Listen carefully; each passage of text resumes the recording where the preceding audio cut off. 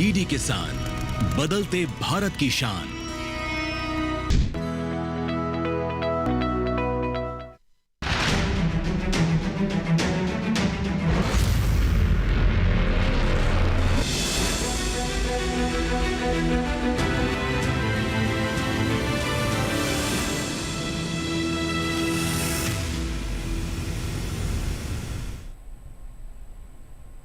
नमस्कार, आप देख रहे हैं दूरदर्शन किसान कार्यक्रम हेलो किसान में आप सभी का स्वागत है। मैं हूं मोनालिसा।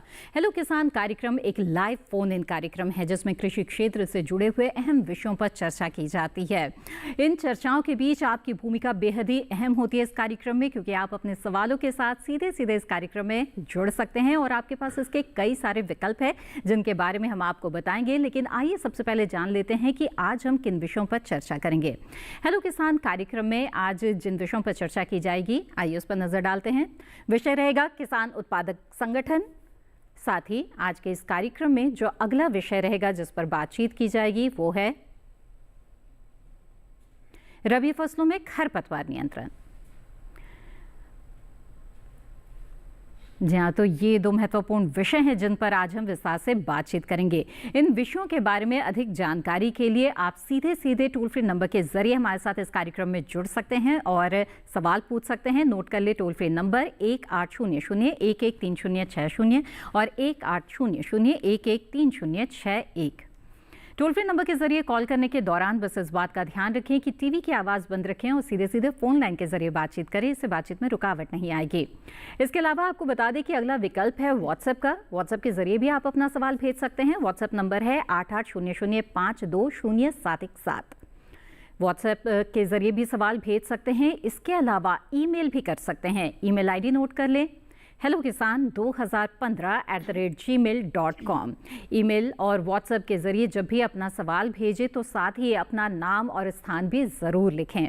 और हमारे सवालों के जवाब के लिए दो बेहद ही खास मेहमान इस वक्त हमारे साथ जुड़े हुए हैं। आइए आपसे परिचय कराते हैं। हमारे साथ है डॉक्टर विक्टर जोशी। आप वैज्ञानिक है कृषि प्रसार कृषि विज्ञान केंद्र जालौन उत्तर प्रदेश से। बहुत बहुत स्वागत है आपका।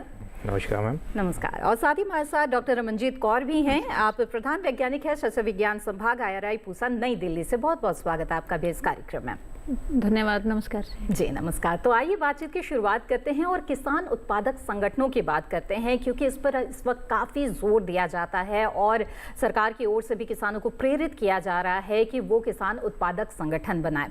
तो डॉक्टर जोशी समझाएं हमें क्या वजह है इसकी, क्या होते हैं किसान उत्पादक संगठन और इससे किस तरह के लाभ है अगर किसान जुड़ते हैं तो। जी मैम, देखिए जब से आज़ादी के बाद से हमने जो एग्रीकल्चर में सफ़र तय किया है, कृषि में जो हमने सफ़र तय किया है, उसमें हमने एक चीज़ देखी कि हमारे जो है खेत का जो आकार है, जोत का आकार जिसको हम बोलते हैं, वो जनरेशन टू जनरेशन जो है वो छोटा होता चला गया।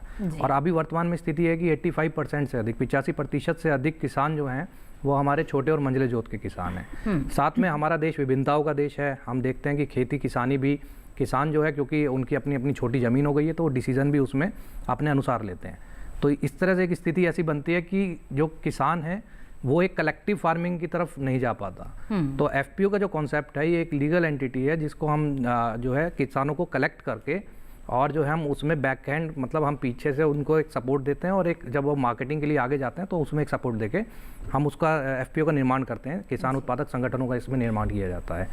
तो FPO का कॉन्सेप्ट जो है बेसिकली किसानों के लिए इसलिए लाभप्रद है क्योंकि वो जब कलेक्टिव होंगे, एक साथ होंगे, एकजुट होंगे, तो वो एक डिसीजन ले पाएंगे और एक डिसीजन में उनको जो बिचौलियों की और जो अन्य चुनौतियां आती हैं कृषि में उनसे वो बच सकते हैं और आगे निकल सकते हैं। बिल्कुल, यानी कि इसका आधार वाक्य मान सकते हैं कि संगठन में ही शक्ति है। तो संगठित होंगे तो उसके बहुत सारे लाभ भी आपको मिलेंगे। किसान उत्पादक संगठन कैसे बना सकते हैं, कैसे जुड़ सकते हैं, इसके बारे में विस्तार से आगे बातचीत करेंगे। आइए उससे पहले नजर डाल लेते हैं इस रिपोर्ट पर।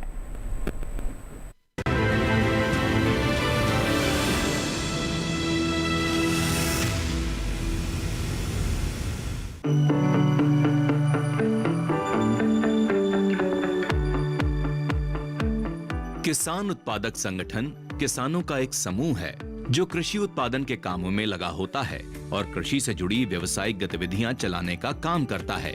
ये समूह कंपनी एक्ट के तहत रजिस्टर्ड होता है, इसलिए इसमें वही सारे फायदे मिलते हैं जो एक कंपनी को मिलते हैं। वित्तीय लाभ और तकनीकी सहायता के लिए एफपीओ का कंपनी कानून 2013 या राज्य सहकारी समिति कानून के तहत पंजीकृत होना जरूरी होता है। एफपीओ योजना के तहत प्रत्येक एफपीओ को 33 लाख रुपए तक की वित्तीय सहायता दी जाती है। इसके अलावा एफपीओ को बढ़ावा देने और उन्हें सहायता प्रदान करने के लिए क्लस्टर आधारित व्यवसाय संगठन यानी सीबीबीओ को प्रति एफपीओ 25 लाख रुपए तक की वित्तीय सहायता प्रदान की जाती है। पहाड़ी क्षेत्रों और पूर्वी राज्यों में बने एफपीओ को छोड़कर हर एक एफपीओ में कम से कम 300 किसान सदस्य होते हैं। इनमें भी महिला किसानों का प्रतिनिधित्व ज्यादा रखा गया है। वहीं पहाड़ी क्षेत्रों और पूर्वोत्तर राज्यों में बने एफपीओ में न्यूनतम 100 सदस्य हो सकते हैं। एक अनुमान के मुताबिक भारत में 12 करोड़ से अधिक छोटे और सीमांत किसान हैं, जिनकी औसत जोत का आकार 1.1 हेक्टेयर से कम है। अधिकांश छोटे और सीमांत किसानों को उत्पादन और उत्पादन के बाद के काम जैसे टेक्नोलॉजी तक पहुंच, उचित कीमतों पर गुणवत्तापूर्ण साजो सामान, बीज उत्पादन, खेती की मशीनरी की इकाई, मूल्यवर्धित उत्पाद, प्रोसेसिंग, ऋण, निवेश और सबसे जरूरी बाजार, दोनों में चुनौतियों का सामना करना पड़ता है। लेकिन किसान उत्पादक संगठन बनाकर ऐसे उत्पादकों का सामूहिकीकरण करके इस तरह की चुनौतियों का समाधान निकाला गया है, जो कि किसानों की आय बढ़ाने के लिए भी काफी अहम साबित हो रहा है। बता दें कि 30 जून 2024 तक पूरे देश में 8,875 एफपीओ पंजीकृत किए जा चुके थे।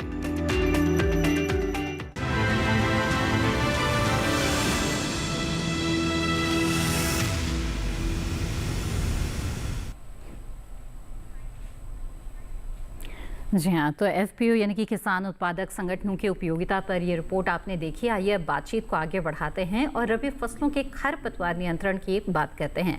तो डॉक्टर रमनजीत, सबसे पहले तो यही जानना चाहेंगे कि रबी फसलों का ये समय है, तो वो कौन कौन सी फसलें हैं जिनमें खरपतवारों का काफ़ी प्रकोप हो सकता है, आशंका रहती है, और अगर समय रहते हो सही तरीके से इनका नियंत्रण नहीं किया गया तो किसानों को किस हद तक नुकसान उठाना पड़ सकता है?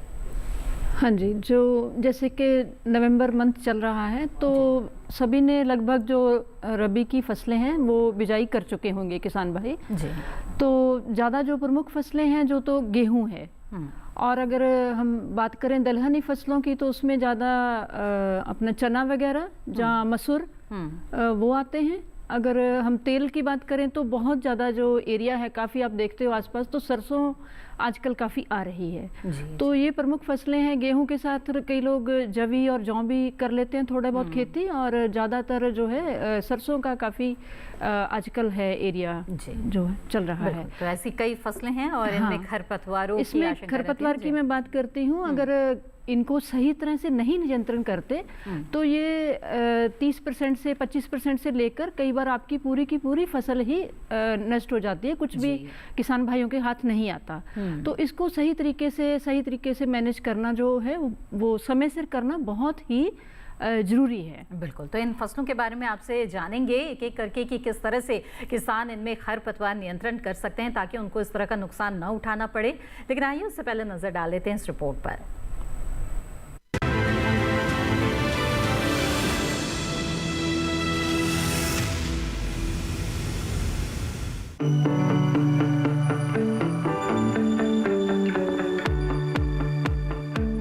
इस समय खेतों में रबी फसलें लगी हैं। अच्छी पैदावार के लिए फसलों की देखरेख करें और फसल को खरपतवार से मुक्त रखें। गेहूं की बात करें तो गेहूं की फसल में पाए जाने वाली खरपतवार को मुख्यतः 2 श्रेणियों में रखा जाता है, एक संकरी पत्ती वाली और दूसरी चौड़ी पत्ती वाली। गेहूं में उगने वाली मुख्य खरपतवार जैसे मोथा, बथुआ, गुल्ली डंडा, जंगली जई, खरतुआ, हिरनखुरी और कृष्णनील आदि शामिल हैं। खरपतवारों का नियंत्रण खरपतवार नाशी रसायनों द्वारा करने से एक ओर जहां इनका उचित समय पर नियंत्रण हो जाता है, वहीं दूसरी ओर लागत और समय की भी बचत होती है। वहीं शीतकालीन मक्का में खरपतवार नियंत्रण के लिए 3 से 4 बार निराई गुड़ाई की जरूरत रहती है। खड़ी फसल में ज्यादा नमी के कारण खरपतवार का प्रकोप ज्यादा होता है। खरपतवार उगने के समय उन्हें उखाड़ देना सबसे अच्छा उपचार माना जाता है। मक्का की फसल के लिए खरपतवार नाशी दवा का उपयोग भी किया जा सकता है। सब्जी मटर की बात करें तो 1 या 2 हाथों से निराई करने से फसल की जड़ क्षेत्र में वायु संचार बढ़ जाता है। खरपतवार नियंत्रित होने से पौधे और उत्पादन में वृद्धि होती है। रसायनों द्वारा नियंत्रण के लिए पेंडीमेथिलीन स्टॉम्प 2.5 से 3 लीटर प्रति हेक्टेयर बुआई से 1 से 3 दिनों के अंदर 500 से 700 लीटर पानी में घोल बनाकर छिड़काव कर सकते हैं। ध्यान रखें कि फसल में किसी भी तरह की दवा का छिड़काव करने से पहले कृषि विशेषज्ञों की सलाह जरूर लें।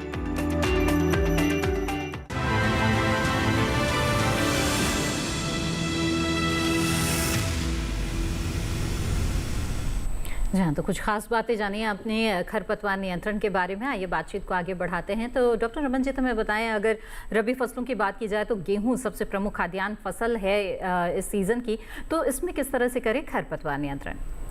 हाँ, इसमें तो जो गेहूं में 3-4 वीड्स, जो 2 तरह के तो मेन प्रमुख वीड आते हैं, जैसे कि अभी रिपोर्ट में हम देख रहे थे संकरी पत्ती वाले और चौड़ी पत्ती वाले। तो संकरी पत्ती, अगर सिर्फ संकरी पत्ती है तो किसान भाई जाके अपने खेत में देख सकते हैं कि अगर संकरी पत्ती सिर्फ है तो उसके लिए अलग से खरपतनाशी जो हम हर्बिसाइड यूज़ करते हैं वो अलग से हैं। अगर सिर्फ चौड़ी पत्ती वाले हैं उससे अलग हर्बिसाइड आएंगे। अगर दोनों का मिक्सचर है तो फिर अलग तरह की कैटेगरी आएगी। तो इसलिए पूरा ध्यान रखना है, खेत में रोज चक्कर लगाना है कि किस तरह के, किस टाइप के जो वीड हैं उसके खेत में है। तो मैं बताना चाहूँगी कि जो मेजर, जो प्रमुख वीड हैं, जैसे बात कर रहे थे गुल्ली डंडा, जिसको गेहूं का मामा भी बोलते हैं, जहाँ जंगली जई है, ये तो संकरी पत्ती वाले में आएंगे। और चौड़ी पत्ती की बात करेंगे तो मेन है, एक हमारा बथुआ आता है, खर बथुआ आता है, एक वाइल्ड चिनोपोडियम जिसको बोलते हैं वाइल्ड बथुआ। इसके अलावा कृष्ण नील आएगा। आजकल एक जंगली पालक भी है, एक कंड्याली पालक भी बोलते हैं उसको। तो एक और बड़ा खतरनाक और काफ़ी प्रॉब्लमेटिक वीड आ रहा है जिसको मालवा पेरिफ्लोरा बोलते हैं, जब बटन वीड बोलते हैं। अच्छा। तो बहुत ही उसको कंट्रोल करना मुश्किल हो रहा है और किसान भाइयों की काफ़ी हमारे पास शिकायतें रहती हैं कि इसको कैसे जो है रोकथाम इसकी करी जाए। तो एक एक करके मैं बताऊंगी कि अगर सिर्फ आपको प्री इमरजेंस कुछ हमारे होते हैं हर्बिसाइड के बिजाई, जैसे आपने आज कर दी तो 2-3 दिन के अंदर अंदर ही करोगे तो अच्छा रोकथाम करेगा। कुछ हैं कि जो बिजाई के उगने के बाद 20-25 दिन तक अगर पहले नहीं करा तो 20-25 दिन तक भी हम कर सकते हैं। ठीक है। तो इसलिए बताऊंगी कि अगर प्री इमरजेंस, अगर आपने आज गेहूं की बिजाई कर दी है तो पेंडीमेथिलीन एक हर्बिसाइड है या खरपतनाशी एक दवाई है जिसको कि हम बिजाई के 2 और 3 दिन के अंदर अंदर हम कर सकते हैं। इसके लिए 1 एकड़ में हमने सिर्फ 200 लीटर पानी लेना है। ध्यान रखें कि 200 लीटर पानी लेना है और कोई भी जगह जो है वो खाली नहीं छोड़नी है। यूनिफॉर्म एप्लीकेशन होनी चाहिए। कई बार होता है कि कोई बंदा दूसरा कर रहा है, फिर दूसरा पंप और बंदा लेके जा रहा है, तो वो ध्यान रखना है एक बंदा 1 एकड़ में एक ही उसको करो कि एक ही बंदा वो सारा स्प्रे करे 1 एकड़ में। तो वो ध्यान रखना है कि बीच बीच में खाली जगह ना छोड़े। अदरवाइज क्या होएगा कि खाली जगह जहाँ रह गई वो अगर पौधा बच गया तो वो इतने आगे बीज बनाएगा कि वो अगली जनरेशन तक वो काफी सीड बैंक जो है सॉइल में जमा हो जाएगा। यानी कि तो छिड़काव के समय भी कुछ खास बातों का ध्यान रखना बेहद जरूरी है। आइए आगे बढ़ते हैं और किसान उत्पादक संगठनों की बात कर रहे हैं तो उसके बारे में भी हम जानेंगे, लेकिन इस बीच कार्यक्रम के पहले कॉलर जुड़ गए हैं, उनका सवाल ले लेते हैं। नंदस्वरूप मिश्रा बाराबंकी उत्तर प्रदेश से इस वक्त फोन लाइन पर हैं। जी स्वागत है आपका नंदस्वरूप जी, पूछिए अपना सवाल। नमस्ते मैडम, मैं जानना ये चाहता हूँ कि जो खरपतवार का नियंत्रण या निस्तारण या प्रबंधन हमें करना है तो ये तीनों विधियों में हमें क्या करना चाहिए?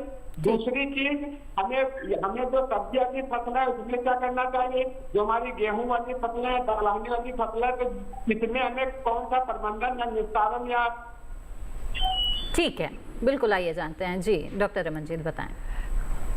ये यूपी से सवाल था इनका, है ना? हाँ, तो गेहूं में मैं बता रही थी कि अगर प्री इमरजेंस आप नहीं कर पाए किसी वजह से तो पोस्ट इमरजेंस हमारे पास 2-3 हैं जो मैं बताऊंगी कि आइसोप्रोटोजोन अगर निरोधक नहीं है, वो जो गुल्ली डंडा है मेन वही आता है, प्रॉब्लम करता है।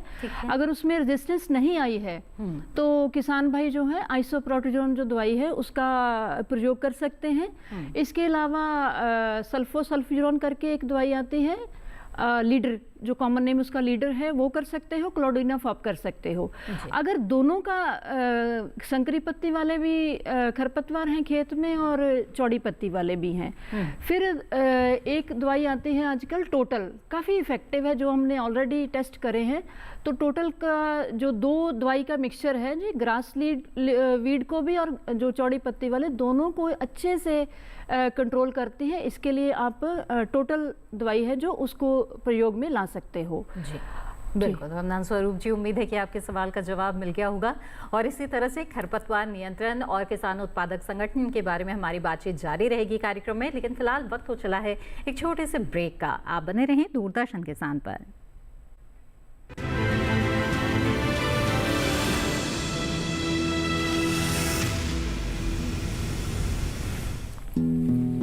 हर साल फसल कटाई के बाद पराली जलाना कई तरह के प्रदूषण और स्वास्थ्य समस्याओं को जन्म देता है। पराली जलाने से पर्यावरण में carbon dioxide, carbon monoxide, nitrogen oxide, sulphur dioxide और मीथेन की अधिकता हो जाती है, जिससे लोगों को आंखों में जलन, सांस लेने में दिक्कत, खुजली और एलर्जी जैसी समस्याएं बढ़ जाती हैं। ऐसे मौसम में अस्थमा के मरीजों को ज्यादा समस्या होती है। पराली जलाने से मिट्टी को उपजाऊ बनाने वाले किसान के मित्र कीट भी मर जाते हैं, जिससे मिट्टी की उर्वरक क्षमता को बहुत ही क्षति पहुंचती है। किसान भाई, सरकार द्वारा दी जा रही पराली प्रबंधन योजना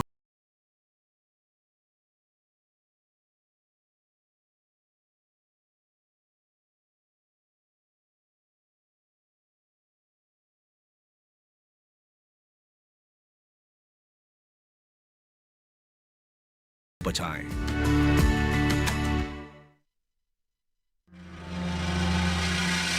हर साल लाखों एकड़ खेतों में पराली जला दी जाती है, जिससे प्रदूषण बढ़ता है। इतना ही नहीं, खेतों में 3-4 बार पराली जलाने से खेत बंजर भी होने लगते हैं। अगली फसल की तैयारी के लिए क्या यही अंतिम विकल्प है? नहीं, पराली प्रबंधन के पर्यावरणीय विकल्प भी हैं। स्ट्रॉ बेलर मशीन का प्रयोग। स्ट्रॉ बेलर मशीन पराली को गट्ठर में बदल सकता है। पराली से जैविक खाद बनाई जाती है, जो खेतों की मिट्टी की उर्वरक क्षमता को बढ़ाती है। पराली को मशीनों द्वारा मिट्टी में दबाना, इसके लिए सुपर सीडर जैसी मशीनों का उपयोग किया जाता है। सरकार किसानों को पराली उपकरणों पर 50% तक की सब्सिडी देती है। किसान भाई, पराली प्रबंधन की योजनाओं का लाभ उठाएं, पर्यावरण को बचाएं।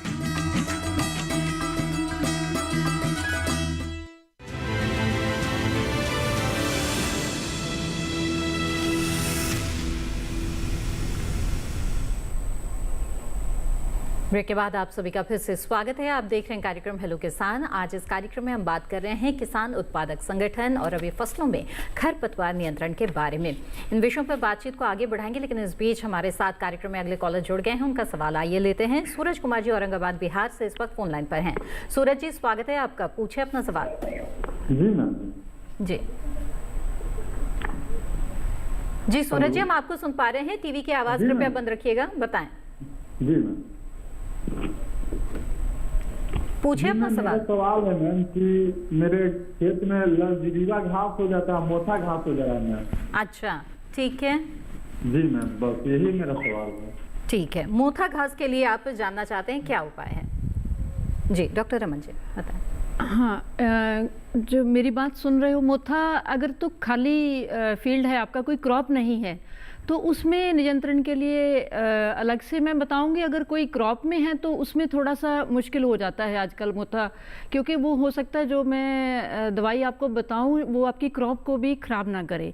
अगर तो आपका फील्ड खाली है, कोई क्रॉप नहीं है, तो उसमें हम एक आजकल दवाई आ रही है मेट्रीब्यूजिन।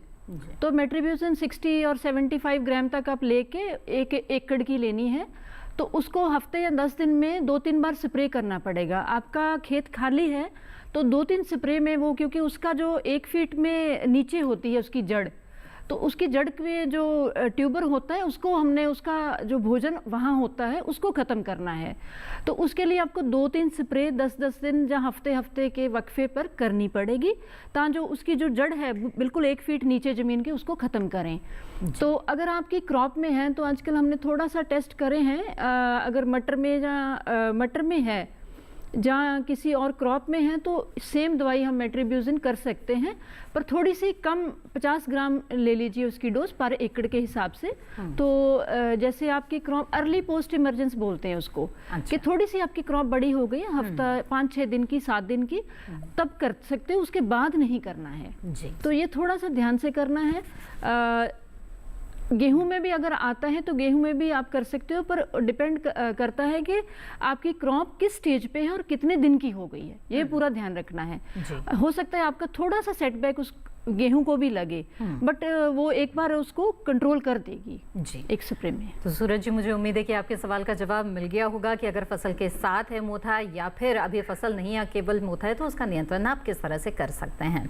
आइए अब आगे बढ़ते हैं और डॉक्टर जोशी आपसे जानना चाहेंगे किसान उत्पादक संगठन के बारे में। आपने बताया कि क्यों काफ़ी ज़रूरी हो गया है आज के समय में किसान उत्पादक संगठन से किसानों का जुड़ना। तो ऐसे में अगर किसान जुड़ना चाहते हैं या बनाना चाहते हैं तो उन्हें क्या करना चाहिए, ये बताएं। जी हाँ मैम, जैसे कि आपने अपनी रिपोर्ट में दिखाया था कि इसको हम फार्मर प्रोड्यूसर ऑर्गेनाइजेशन को स्टार्ट करने के लिए हमें इसको रजिस्टर्ड कराना होता है जी। तो रजिस्टर्ड कराने के लिए हमारे पास इसके 2 साधन हैं। एक तो कंपनी एक्ट 2013 को लेके चलते हैं हम, और दूसरा जो है कोऑपरेटिव वे में हम इसको करा सकते हैं कोऑपरेटिव एक्ट से। प्रेजेंटली गवर्नमेंट की तरफ से जो सपोर्ट हमें मिल रहा है इसमें हमें नाबार्ड के माध्यम से सपोर्ट मिलता है, SFAC को माध्यम से सपोर्ट मिलता है, और NCDC, इन 3 ऑर्गेनाइजेशन के थ्रू हम जो है हम एक FPO को रजिस्टर्ड करा सकते हैं। ठीक है। तो इसमें ये हमें नाबार्ड जो है अभी गवर्नमेंट एक टारगेट लेके चल रही है कि उनको 10,000 FPOs जो है क्रिएट करना है देश में, और इनको संचालन करना है। तो इसमें जो है हम तो एक बड़ा लक्ष्य लेकर सरकार चल रही है, लेकिन ये बताएं कि जो बनाना चाहते हैं क्या उन्हें कुछ शर्तें भी पूरी करनी होती है, कुछ अर्हताएं भी होती है, किस तरह के किसान में आ सकते हैं? देखिए मेनली जो है हम इसके कॉन्सेप्ट को लेकर चलते हैं तो हम छोटे और मंझले किसान की बात करते हैं जी। तो जब हम FPO को बनाने के लिए आगे राह में निकलते हैं तो हम जो है 50% शेयर जो है वो छोटे और मंझले किसानों का लेकर चलते हैं। महिलाओं को भी हमें इसमें भागीदारी देनी है, वो हम बहुत महत्वपूर्ण भूमिका है उनकी, और हम SC किसान को भी इसमें लेके चलते हैं। तो ये एक इसका सिस्टम एक वो बनता है, और जैसे हमने देखा था कि 300 फार्मर मेंबर्स इसमें रहने चाहिए।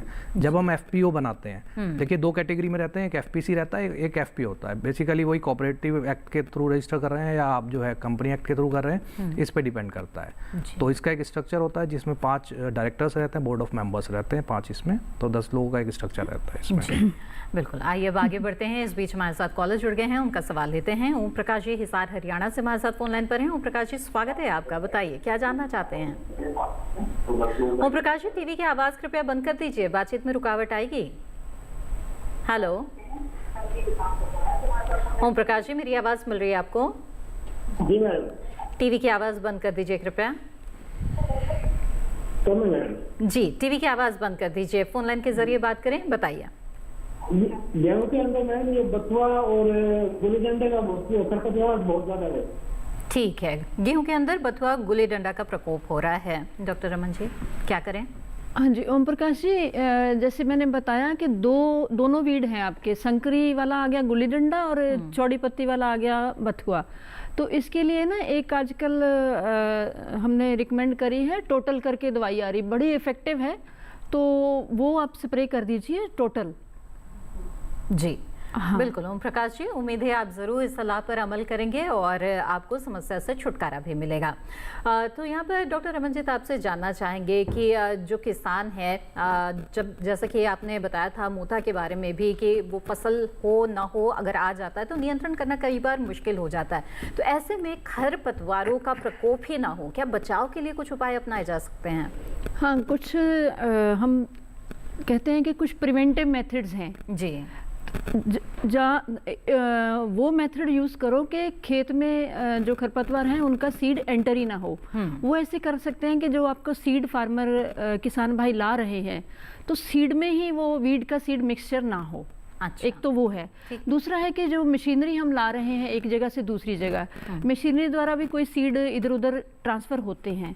पानी अगर एक खेत से दूसरी जगह जा रहा है तो पानी के बहाव से भी जो वीड हैं मोस्टली जो चैनल्स पे, वाटर चैनल्स पे होते हैं, तो सीड गिरते रहते हैं, ये सीड प्रोड्यूस करते रहते हैं थ्रू आउट द ईयर, तो वो भी पानी में गिरेंगे, एक खेत से दूसरी जगह जो स्प्रेड होंगे। कुछ मशीनरी है, कुछ एनिमल्स हैं, जैसे कि एनिमल्स आ गए खेत में कुछ अपना फॉडर चुनने के लिए, तो वो भी एक जगह से दूसरी जगह हाँ कैरी करते हैं। तो ये कुछ हैं कि जो प्रिवेंटिव मेथड्स हैं कि सीड जो है खरपतवार का खेत में आए ही ना। जी बिल्कुल, तो इस तरह से कुछ बचाव के उपाय आप अपना सकते हैं ताकि खरपतवारों का जो प्रवेश है वो आपके खेत में हो ही ना। इसी तरह से चर्चा हमारी जारी रहेगी, लेकिन फिलहाल कार्यक्रम में वक्त हो गया है एक और छोटे से ब्रेक का। आप बने रहें दूरदर्शन किसान पर।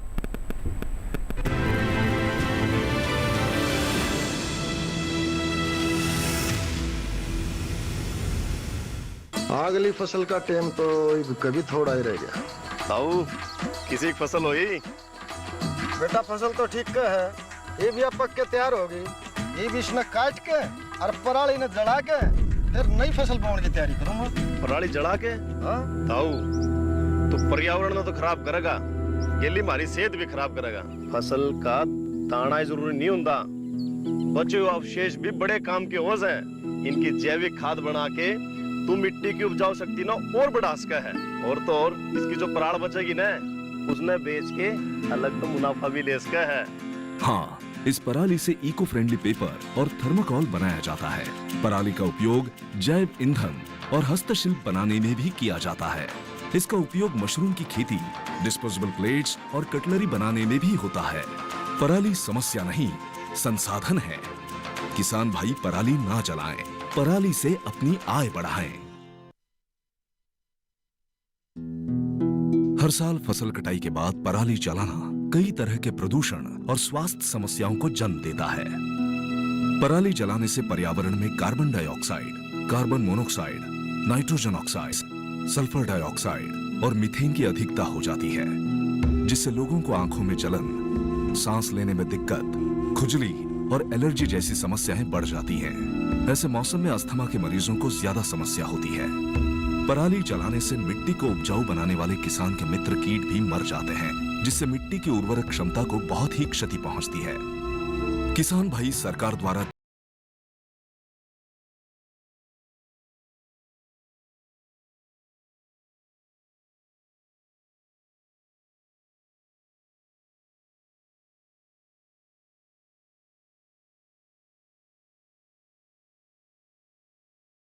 स्वास्थ्य को बचाएं।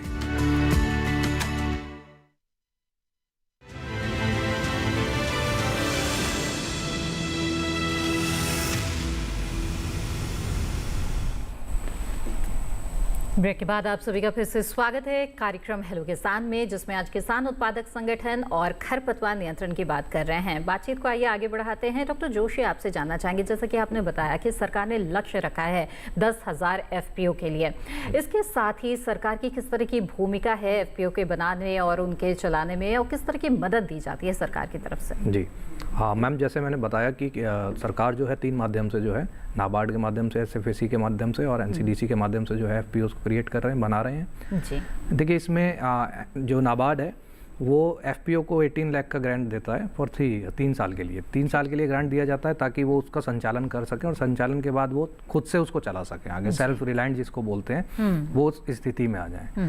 तो इस ग्रांट में जो है वो ये एक टाइप का हैंड होल्डिंग है जो FPO को दिया जाता है, जिसमें हम उनका जो एक CEO रहते हैं, उनका जो हम सैलरी है वो रखते हैं, उसमें एक अकाउंटेंट रहते हैं, अकाउंटेंट की सैलरी उसमें एंड नाबार्ड के माध्यम से मिलती है, प्लस फर्नीचर का मिलता है, उनको कंटीजेंसी मिलती है इस चीज़ के लिए, मीटिंग्स के लिए जो है मेंबर्स की मीटिंग्स के लिए ग्रांट मिलता है उनको। तो इस तरह से करके जो है FPO को ग्रांट देती है। इसके अलावा जो ये 10,000 FPO का जो लक्ष्य हमको रखना है, इसमें CBBO की भी हेल्प ली जाती है। क्लस्टर बेस्ड बिजनेस ऑर्गेनाइजेशंस जो हैं वो डेवलप किया जाता है। नाबार्ड के पास डायरेक्ट FPO बनाने का भी वो रहता है, फिशरीज और डेयरी में वो 2 FPO पर ईयर बना सकते हैं, हर साल बना सकते हैं, DDM नाबार्ड रहते हैं। प्लस जो है CBBO के माध्यम से वो अलग अलग क्षेत्रों में जो कृषि से संबंधित हैं उसमें FPOs को बनाया जा सकता है। जी जी बिल्कुल। आइए अब आगे बढ़ते हैं और खरपतवार नियंत्रण की भी बात कर लेते हैं। डॉक्टर रमनजीत, आपसे जानना चाहेंगे, रबी फसलों में तिलहनी फसल की अगर खास तौर पे बात करें तो सरसों जैसी जो फसल है, किस तरह के खरपतवारों का प्रकोप इसमें रहता है और नियंत्रण के कुछ खास उपाय? हाँ जी, आजकल मतलब आप देख रहे हो बाहर के सरसों जो है 15-20 दिन या 25 दिन 1 महीने तक पौधा जो है वो हो गया है। तो प्री इमर्जेंस इसमें एक्चुअली ज़्यादा खरपतवार जो है सिफारिश नहीं करे, क्योंकि थोड़ी सेंसिटिव क्रॉप है और ज़्यादा टेंडर है, तो इसलिए ज़्यादा इस पे हमने सिफारिश नहीं करते ज़्यादा, पर ज़्यादा आते भी नहीं है वीड। इसके जो कैनोपी होती है, जो पौधा है काफ़ी फैल जाता है, तो ऑटोमेटिक ही उसका जो वीड है वो नीचे रह जाते हैं, ज़्यादा ऊपर नहीं आ पाते, ज़्यादा नुकसान नहीं कर पाते। तो इसमें हम सिफारिश करते हैं कि जैसे बिजाई करी है सरसों की फसल की, तो 2-3 दिन के अंदर अंदर एक पेंडिमेथिलीन सिफारिश करते हैं, जहाँ फिर एक हमारी है फ्लूक्लोरालेन करके, वो प्री प्लांट इनकॉर्पोरेशन है। जैसे कि खेत तैयार हो गया पर सीड अभी हमने नहीं बोया है, तो पहले हम उसको स्प्रे कर देते हैं और थोड़ा सा मिक्स कर देते हैं सॉइल की ऊपरली सतह में, ताकि जो वो मिक्स हो जाए मिट्टी के साथ अच्छी तरह, उसके बाद हमने बिजाई करनी है। तो ये 2 ही ज़्यादा हम करते हैं हर्बिसाइड यूज़, इसमें ज़्यादा नहीं सिफारिश करेंगे। आइए अब आगे बढ़ते हैं, अगले कॉलर का रुख करेंगे। हेमंत जी पटना बिहार से हमारे साथ जुड़े हुए हैं। हेमंत जी स्वागत है आपका, पूछिए अपना सवाल। हेलो जी क्या जी हुआ? हेमंत जी हम आपको सुन पा रहे हैं, आप अपना सवाल पूछ सकते हैं। मैं हेमंत कुमार बोल रहा हूँ पटना से। जी, गोबर का ऐसा कोई टेक्निक है जो 1 महीना में उसको खाद बना दे, हौला कर दे कि किसान आदमी ले गए अपना खेत में सीख सके?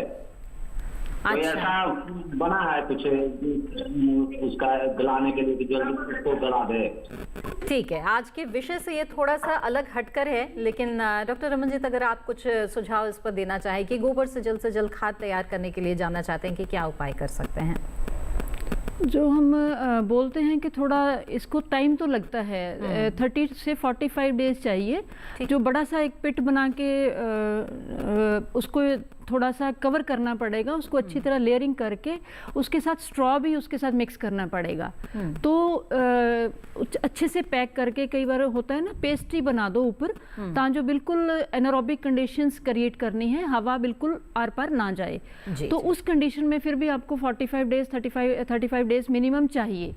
तो उसके बाद ही वो खाद तैयार होगी। फिर भी आप थोड़ा सा उसको टेस्ट करना पड़ेगा कि उसके NPK या माइक्रोन्यूट्रिएंट्स जो है कितनी मात्रा में उसमें है, वो ठीक है कि नहीं है। ये थोड़ा सा एफर्ट करना पड़ेगा उसमें। साथ में मैम गाजियाबाद द्वारा NCOF जो है वहाँ पे एक ऑर्गेनाइजेशन है, उन्होंने डिकम्पोजर भी तैयार किया है, जिससे मदद से जो है हम इसको गोबर को सड़ा के खाद बना सकते हैं। और नाडेप और इस विधि द्वारा जो मैम ने भी बताया, इसके द्वारा भी हम बनाया जा सकता है। जी जी। डॉक्टर जोशी, यहाँ पर आपसे ये जानना चाहेंगे कि ये जो किसान उत्पादक संगठन है, वो संगठन तैयार होने के बाद जब किसान भी उसमें जुड़ जाते हैं, तो उसके बाद किस किस तरह के कार्य ये कर सकते हैं इस संगठन के द्वारा? देखिए मैम, जब हम किसान उत्पादक संगठन की बात करते हैं तो सबसे पहले महत्वपूर्ण हमारे लिए ये हो जाता है कि उसमें जितने भी मेंबर्स जुड़े हों वो सब किसान हों। किसान से मतलब ये है कि किसान और किसानी संबंधित जितनी भी गतिविधियां हैं वो सब हम इसमें इंक्लूड करते हैं। मोटा मोटा हम देखें तो हम 17 अलग अलग जो है सेक्टर्स इसमें हम इन्वॉल्व कर लेते हैं। हम फिशरीज में भी कार्य कर सकते हैं, हम डेयरी में एनिमल हस्बेंड्री में भी कार्य कर सकते हैं, पोल्ट्री में भी कर सकते हैं, गाय बकरी पालन में भी कर सकते हैं, गोट्री में, मशरूम उत्पादन में, वैल्यू एडिशन जो है मूल्य संवर्धन जिसकी हम बात करते हैं वो बहुत महत्वपूर्ण है। विपणन प्रोसेसिंग की हम बात करते हैं तो वो भी एक महत्वपूर्ण एक घटक है जिसमें हम कार्य कर सकते हैं FPO के माध्यम से। मुख्यतः ये है कि अगर हम जब किसानों का संगठन बनाते हैं तो उस संगठन को हम बैकवर्ड सपोर्ट और फॉरवर्ड लिंकेज जो है वो इस्टेब्लिश करते हैं। बैकवर्ड सपोर्ट में हम क्या करते हैं, इनपुट जो निवेश खेती में और खेती से संबंधित की आवश्यकता होती है, तो जो अर्थशास्त्र का सिद्धांत है इकोनॉमिक्स ऑफ स्केल यानी बार्गेनिंग जिसको हम बोलते हैं, हम उसका फ़ायदा इसमें ले सकते हैं क्योंकि ये किसान जो है एकजुट हो जाते हैं उसमें। और जो है जब हम फॉरवर्ड लिंकेज की बात करते हैं तो हम जब अपने जो उत्पाद होते हैं उत्पादन को हम जब बेचने जाते हैं तो वहाँ हमें उसमें अच्छा मूल्य मिलने की संभावना हो जाती है और बिचौलियों का माध्यम जो है वो खत्म हो जाता है। बिल्कुल।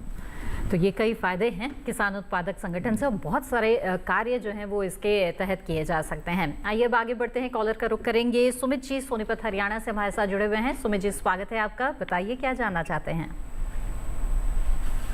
हेलो।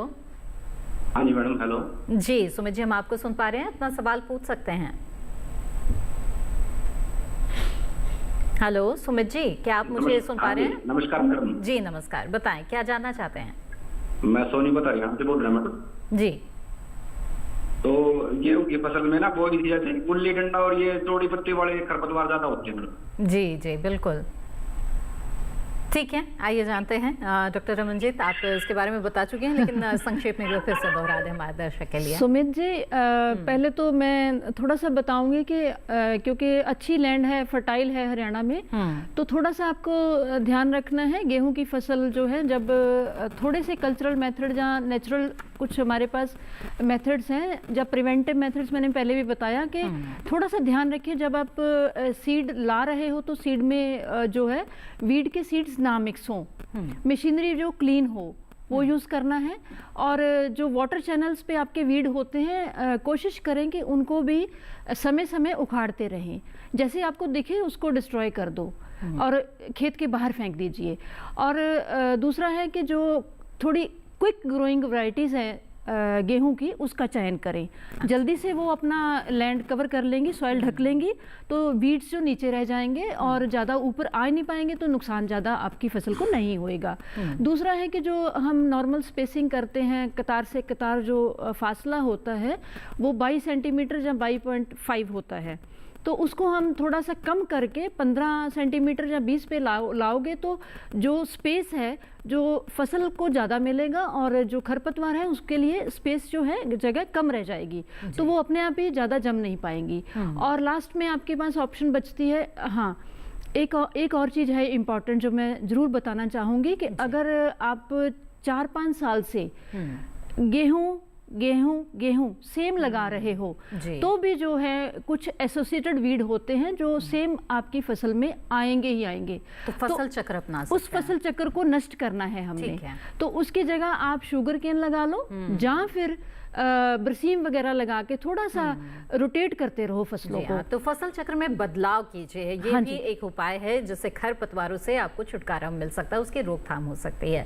इसी तरह से बातचीत हमारी जारी रहेगी कार्यक्रम हेलो किसान में। वक्त हो चला है एक और छोटे से ब्रेक का, जल्द हाजिर होंगे। आप बने रहें दूरदर्शन किसान पर।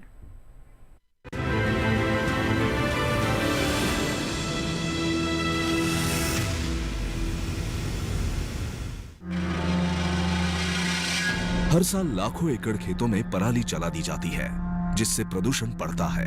इतना ही नहीं, खेतों में 3-4 बार पराली जलाने से खेत बंजर भी होने लगते हैं। अगली फसल की तैयारी के लिए क्या यही अंतिम विकल्प है? नहीं, पराली प्रबंधन के पर्यावरणीय विकल्प भी हैं। स्ट्रॉ बेलर मशीन का प्रयोग। स्ट्रॉ बेलर मशीन पराली को गट्ठर में बदल सकता है। पराली से जैविक खाद बनाई जाती है जो खेतों की मिट्टी की उर्वरक क्षमता को बढ़ाती है। पराली को मशीनों द्वारा मिट्टी में दबाना, इसके लिए सुपर सीडर जैसी मशीनों का उपयोग किया जाता है। सरकार किसानों को पराली उपकरणों पर 50% तक की सब्सिडी देती है। किसान भाई पराली प्रबंधन की योजनाओं का लाभ उठाएं, पर्यावरण को बचाएं। अगली फसल का टाइम तो कभी थोड़ा ही रह गया। ताऊ किसी की फसल हुई? बेटा फसल तो ठीक है, ये भी अब पक के तैयार होगी।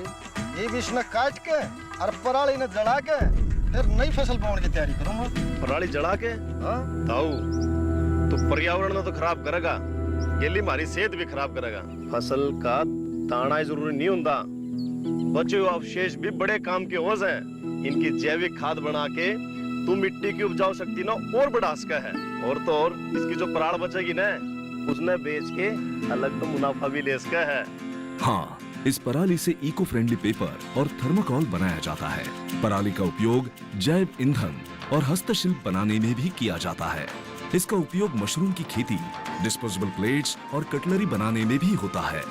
पराली समस्या नहीं, संसाधन है। किसान भाई पराली ना जलाएं, पराली से अपनी आय बढ़ाएं।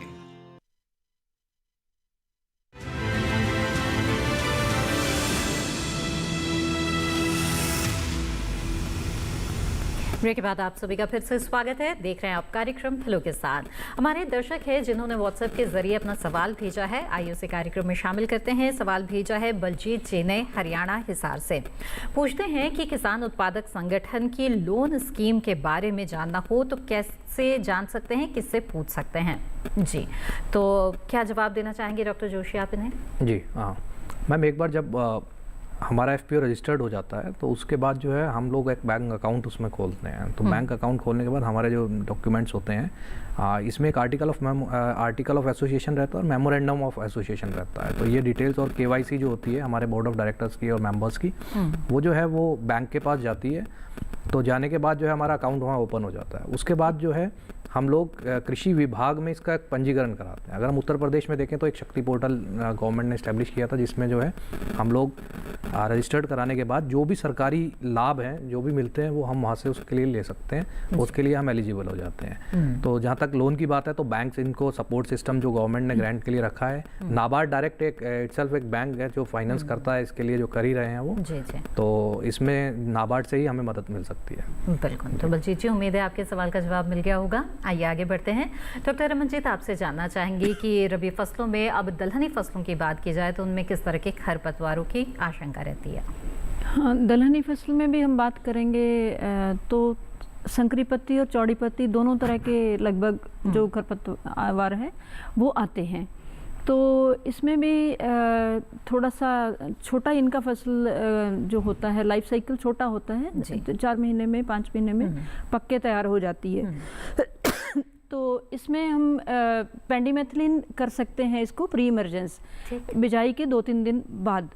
और एक और नया हर्बिसाइड हमने टेस्ट करा है अभी, इमेजथापायर करके, सिर्फ जो मूंग की फसल है ना तो उसमें हम सिफारिश करते हैं इमेजथापायर करके 300 ml करके पर एकड़।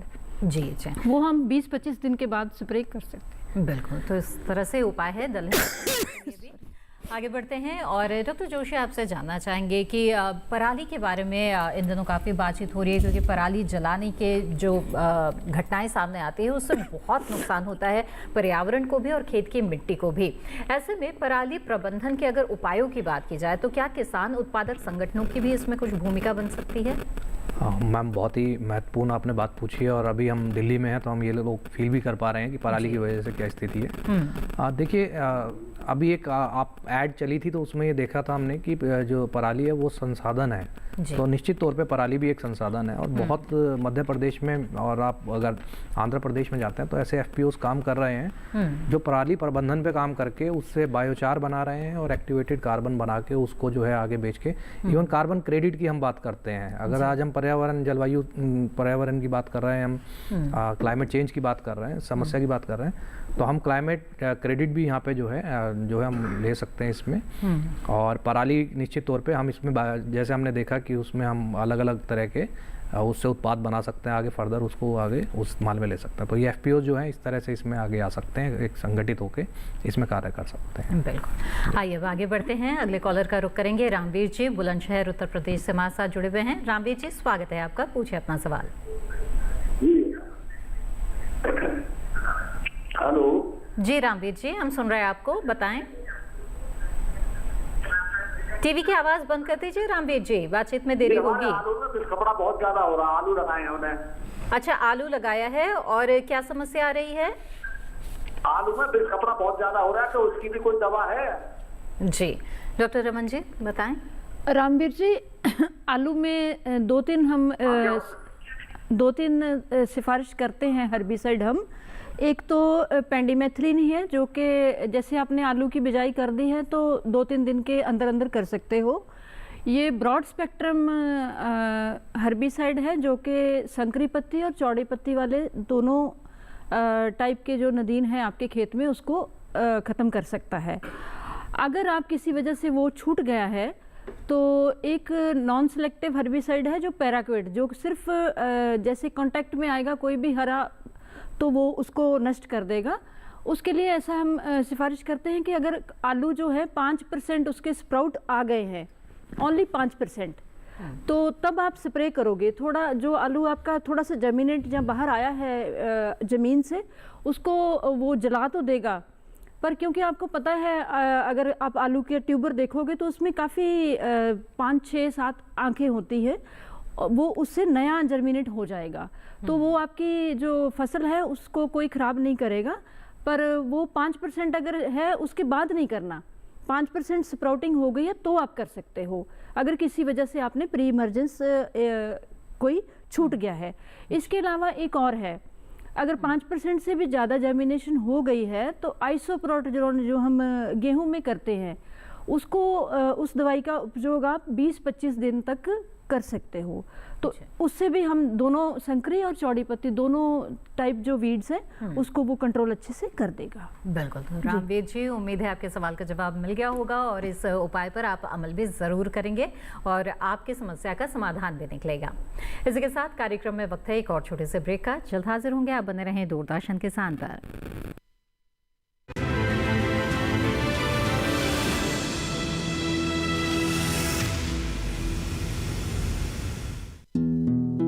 हर साल फसल कटाई के बाद पराली जलाना कई तरह के प्रदूषण और स्वास्थ्य समस्याओं को जन्म देता है।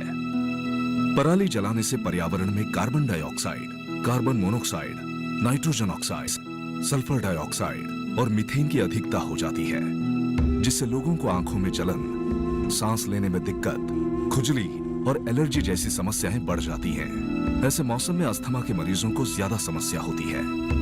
पराली जलाने से मिट्टी को उपजाऊ बनाने वाले किसान के मित्र कीट भी मर जाते हैं, जिससे मिट्टी की उर्वरक क्षमता को बहुत ही क्षति पहुंचती है। किसान भाई सरकार द्वारा दी जा रही पराली प्रबंधन योजनाओं का लाभ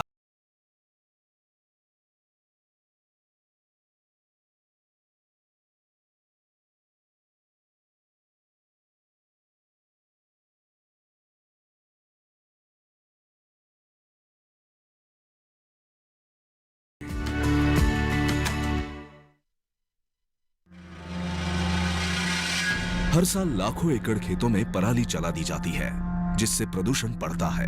इतना ही नहीं, खेतों में 3-4 बार पराली जलाने से खेत बंजर भी होने लगते हैं। अगली फसल की तैयारी के लिए क्या यही अंतिम विकल्प है?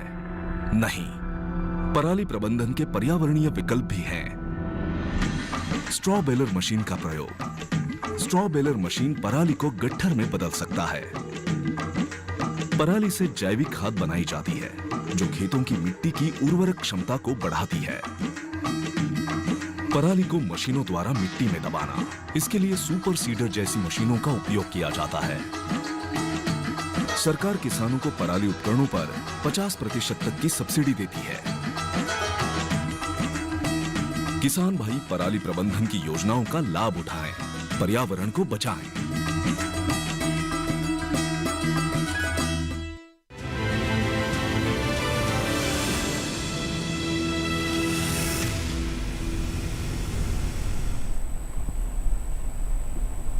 ब्रेक के बाद आप सभी का फिर से स्वागत है कार्यक्रम हेलो किसान में। आइए इस कार्यक्रम में आगे बढ़ते हैं। हमारे दर्शक ने व्हाट्सएप के जरिए अपना सवाल भेजा है, इसे कार्यक्रम में शामिल करते हैं। हर्षिता ने उत्तर प्रदेश से सवाल भेजा है और जानना चाहती है कि हम कुछ किसान मिलकर कृषि उत्पादों को डिजिटल प्लेटफॉर्म पर बेचना चाहते हैं, व्यवसाय खड़ा करना चाहते हैं, तो FPO के जरिए ये क्या संभव है? जी, तो डॉक्टर जोशी बताएं। हाँ, देखिए मैम, युवा लोग जो हैं अभी एग्री स्टार्टअप्स में आ रहे हैं, काफ़ी अच्छा वो जो है डिजिटल प्लेटफॉर्म की बात हो रही है जी। FPO देखिए, FPO एक ऐसी एंटिटी है जो किसानों के द्वारा किसानों की ऑर्गेनाइजेशन है, तो निश्चित तौर पे किसान उसमें अपने उत्पाद को कैसे बेचना चाहते हैं, कहाँ ले जाना चाहते हैं, किस माध्यम से बेचना चाहते हैं, ये उनके ऊपर स्वयं के ऊपर निर्भर करता है। तो एक ये बिजनेस है जिसको वो आगे बढ़ाएं, और इसमें एक सोशल कॉज भी छुपा हुआ है, क्योंकि हमारे सारे शेयर होल्डर होते हैं और सब किसान रहते हैं, तो उनको भी जो है हम अपना प्रोड्यूस उनका अच्छे दाम पे जाता है, तो निश्चित तौर पे उनको पैसा मिलता है। तो निश्चित तौर पे जो हमारे युवा जो इसमें आगे आ रहे हैं डिजिटल प्लेटफॉर्म को लेके और ई-कॉमर्स को लेके, उसमें वो आगे आ सकते हैं और FPOs को उसमें एसोसिएट कर सकते हैं और उनको जो है अच्छा बेहतर एक अच्छा पैसा दे सकते हैं। उनके जो उत्पाद है उसको बेचने के बाद एक अच्छा पैसा मिल सकता है उनको। जी बिल्कुल। आइए अब आगे बढ़ते हैं और अगले कॉलर का रुख करेंगे। हमारे साथ कृष्णा जी मध्य प्रदेश सीहोर से जुड़े हुए हैं। स्वागत है आपका, पूछे अपना सवाल। हेलो जी मैम, हम चने की फसल की जानकारी चाहते हैं। जी, चने की फसल के बारे में। जी जी ठीक है, तो चने की फसल में किस तरह के खरपतवार हो सकते हैं डॉक्टर रमनजीत, क्या करें? हाँ जी, चने की फसल में भी वही जो गेहूं वाले हैं, चौड़ी पत्ती और संकरी पत्ती और मिक्स दोनों, और सेजेस, साइप्रस वगैरह आ सकता है। पर चने की फसल में अभी ज़्यादा कोई हम सिफारिश नहीं करते जो पोस्ट इमरजेंस है, पर प्री इमरजेंस यस, एक प्री प्लांट इनकॉर्पोरेशन मैंने बताया था फ्लूक्लोरालिन करके।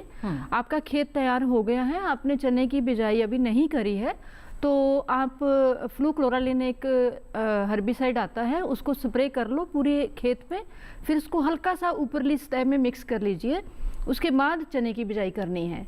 तो वो सिफारिश किया गया है। इसके अलावा पेंडिमेथिलिन जो कि ब्रॉड स्पेक्ट्रम है, संकरी पत्ती हो या चौड़ी पत्ती हो या कोई और भी सेजेस वगैरह हो, तो वो सारी जो किस्में हैं अगर उस खेत में है तो पेंडिमेथिलिन भी 2 या 3 दिन बिजाई के, चने की बिजाई आज आपने कर दी और कल या परसों 2-3 दिन में उसको करना है।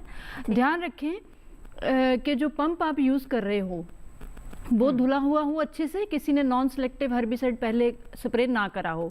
अगर ऐसा कोई करा है तो वो आपकी क्रॉप को खराब कर सकता है।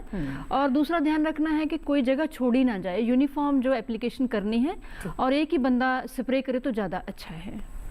बिल्कुल। आइए जब आगे बढ़ते हैं, अगले कॉलर का रुख करते हैं। रामपाल जी मध्य प्रदेश से हमारे साथ जुड़े हुए हैं। रामपाल जी स्वागत है आपका, पूछे अपना सवाल। माफ कीजिएगा, उत्तर प्रदेश से हमारे साथ जुड़े हुए हैं। रामपाल जी मेरी आवाज मिल रही है आपको? हाँ जी, हाँ जी मैम। जी जी, अपना सवाल पूछ सकते हैं आप। मैम ऐसा लहसुन में मोथा है, लहसुन फसल है। ठीक है, आइए जानते हैं क्या निदान है इसका। जी डॉक्टर रमन जी। जी मैम। लहसुन में बोला ना? लहसुन की फसल में। हाँ, लहसुन में मोथा है। इसके लिए ना मैं सिफारिश आपसे मतलब ये कहूँगी कि इसमें कोई भी हर्बिसाइड हम इस टाइम स्प्रे सिफारिश नहीं करते, क्योंकि आपकी फसल जो है वो 1-2 महीने की हो चुकी है। तो इसलिए जब खेत खाली होएगा उसमें 2-3 महीने का या 2 महीने का अगर खाली विंडो रहेगी तो तब आप या तो ग्लाइफोसेट स्प्रे करना है, या 2,4-D करना है, या फिर जो मेट्रीब्यूजन मैंने बोला है वो करना है। वो भी 10-10 दिन के या हफ्ते के वक्फे पर करना है और अच्छे से स्प्रे करना है, ताकि जो उसमें जो 1 फीट नीचे उसका राइजोम है जहाँ ट्यूबर है उसमें जो भोजन है उसको सारा खत्म करना है। खाली खेत में करना है। लहसुन में हम सिफारिश नहीं करेंगे मोथा के लिए कोई भी दवाई। जी बिल्कुल रामपाल जी, उम्मीद है आपके सवाल का जवाब मिल गया होगा। डॉक्टर जोशी आपसे जानना चाहेंगे कि एफपीओ बनाने के दौरान किसानों को आपने क्या देखा है, किस तरह की चुनौतियां उनके सामने आती है, चूंकि आप सीधे किसानों से जुड़े हुए हैं, बताएं हमें इसके बारे में। मैम देखिए, चैलेंजेस की बात है जहाँ तक, तो किसानों को जब हम एफपीओ बनाते हैं तो उसके ऑब्जेक्टिव हमें बिल्कुल एक क्रिस्टल क्लियर रखने चाहिए एकदम। हमें पता होना चाहिए क्या चीज़ें, और उसके अकॉर्डिंग जो है फिर हमें अपने मेंबर्स की क्षमता संवर्धन, इवन बोर्ड ऑफ डायरेक्टर जितने भी हैं हमारे, उसकी तरफ आगे बढ़ना चाहिए। देखिए प्रैक्टिकली ग्राउंड पे जो एक चीज़ है, गवर्नमेंट एक सपोर्ट दे रही है जिसको बोला जाता है इक्विटी सपोर्ट। मेंबर्स अपना पैसा जो मेंबरशिप के लिए देते हैं उतना ही गवर्नमेंट भी सपोर्ट करती है। तो कई बार क्या होता है, ये एक किसानों के बीच में एक ये मोटिव हो जाता है कि हमें जो है गवर्नमेंट से पैसा मिल जाएगा और उसको चलाने के लिए, जो नेगेटिव चला जाता है इनफैक्ट। तो थोड़ा सा ये एक परेशानी, जो एक प्रैक्टिकल चैलेंज है। दूसरा, हम 3 साल बाद सेल्फ रिलायंट की बात करते हैं कि एफपीओ अपने पैरों पे खड़ा हो जाएगा। तो निश्चित तौर पे, क्योंकि हम अभी एक फंड उनको नाबार्ड से मिल जाता है सपोर्ट के लिए, तो उस तरफ जो है उसको जितने किसान मेंबर्स हैं या एफपीओ के डायरेक्टर्स और सीईओ जो हैं उनको कोशिश करनी चाहिए कि वो 3 साल में इसको अपने पैरों पे खड़ा कर ले, सेल्फ रिलायंट उसमें हो जाए। तो ये एक चैलेंज जो है वो उनके आगे रहता है इसमें। बिल्कुल। आइए आगे बढ़ते हैं और डॉक्टर रमनजीत आपसे जानना चाहूँगी कि ये जो हर्बिसाइड्स किसान इस्तेमाल करते हैं खरपतवारों से छुटकारा पाने के लिए, एक तरह का रसायन ही है जिसका इस्तेमाल वो कर रहे हैं, इसका हमारे स्वास्थ्य पर किस तरह का प्रभाव पड़ता है, और जो इसका छिड़काव कर रहे हैं इस दौरान क्या खास सावधानियां हैं जो किसानों को बरतनी चाहिए? हाँ, क्योंकि हम बोलते हैं कि हमने साथ के साथ ही प्रोडक्शन भी करनी है, हाँ, और पर्यावरण की भी रक्षा करनी है। बिल्कुल। तो खास अपनी सेहत का भी किसान ने ध्यान रखना है ना, दोनों चीज़ों 3 चीज़ों का हमें ध्यान बहुत अच्छी तरह रखना पड़ेगा। तो मैं सिफारिश करूँगी कि जो भी आप रसायन यूज़ कर रहे हो, एक तो रिकमेंडेड जो सिफारिश अमाउंट है, मात्रा है, उतनी ही यूज़ करिए जो सिफारिश की गई है। अगर ज़्यादा करोगे तो जो ज़्यादा वो ज़मीन में जाएगी, ज़मीन के नीचे पानी है, पानी में जाएगी, तो कहीं ना कहीं वो वाटर साइकिल में एंटर होके कहीं ना कहीं वो नुकसान ज़रूर करेगी। तो वो बहुत अच्छी तरह ध्यान रखना है कि राइट अमाउंट या राइट डोज, राइट टाइम, जी। जब हम सिफारिश करते हैं कि 20 या 30 दिन पे देना है तो तभी करना है, उसके बाद करोगे तो कोई उसका असर नहीं होएगा और ज़्यादा फायदा भी नहीं होगा, रादर नुकसान होएगा किसान भाइयों को। तो ये बहुत ध्यान रखना है और अपनी सेहत के लिए आपने कुछ सावधानियां हैं, जैसे कि सुबह करना है जब विंड ना हो, और खाली पेट नहीं करना, और मास्क लगा के करिए, थोड़ा सा एप्रन या कोट डाल के करिए ताकि जो आपकी स्किन को भी वो टच ना करे जी। तो कई बार इश्यूज हो जाते हैं, इचिंग होती है, कोई सांस की भी किसी को इशू होता है, तो वो पूरी सावधानियां बरतनी है। और जो भी पंप यूज कर रहे हो वो धो के यूज करना है हर हर्बिसाइड के लिए। तो जो दवाई का पैकेट है उसको भी जमीन में दबाना है, ऐसे इधर उधर नहीं फेंकना है। तो ये छोटी छोटी बातें हैं, पर ये बड़ा छोटी सावधानियां हैं। फसल का बचाव तो करना ही है, लेकिन अपना भी ख्याल रखना है, पर्यावरण की भी रक्षा करनी है। बिल्कुल। डॉक्टर रमनजीत कौर और डॉक्टर विक्टर जोशी, आप दोनों ने बहुत अहम जानकारियां हमारे साथ साझा की। बहुत बहुत धन्यवाद आप दोनों का। तो विस्तार से जाना आज आपने कि किस तरह से रबी फसलों को खरपतवारों से आप छुटकारा दिला सकते हैं, साथ ही किसान उत्पादक संगठन आपके लिए कितने उपयोगी साबित हो सकते हैं। उम्मीद है ये जानकारियां आपके लिए बहुत ही उपयोगी साबित होंगी। इसके अलावा आपको बता दें कि अगला विषय हेलो किसान कार्यक्रम में क्या रहेगा, जिस पर हम बातचीत करेंगे। चूंकि हर दिन हम कुछ अलग विषय आपके लिए लाते हैं, अगला विषय रहेगा किसानों के लिए कृषि प्रसार एवं प्रशिक्षण की सुविधाएं। साथ ही बात होगी मृदा की जांच एवं संतुलित पोषक तत्व प्रबंधन के बारे में। इन विषयों से जुड़े हुए सवाल आप ईमेल के जरिए हमें भेज सकते हैं। ईमेल आईडी है hellokisan2015@gmail.com। साथ ही आपको बता दें कि दूरदर्शन किसान के कॉल सेंटर नंबर पर आप कॉल करके अपने सवाल दर्ज करा सकते हैं। नोट कर लें हमारा टोल फ्री नंबर 1800-113060। सोमवार से शनिवार सुबह 6 बजे से रात 10 बजे के बीच कॉल करके आप अपने सवाल दर्ज करा सकते हैं। साथ ही आपको बता दें कि हेलो किसान कार्यक्रम को आप दूरदर्शन किसान के यूट्यूब चैनल पर देख सकते हैं और कभी भी ये सभी जानकारियां फिर से हासिल कर सकते हैं। इसके लिए टीवी स्क्रीन पर दिखाए जा रहे इस QR कोड को स्कैन करें। इसी के साथ हेलो किसान कार्यक्रम के आज की कड़ी में बस इतना ही। हमें दीजिए इजाजत। आप बने रहें दूरदर्शन किसान पर। नमस्कार।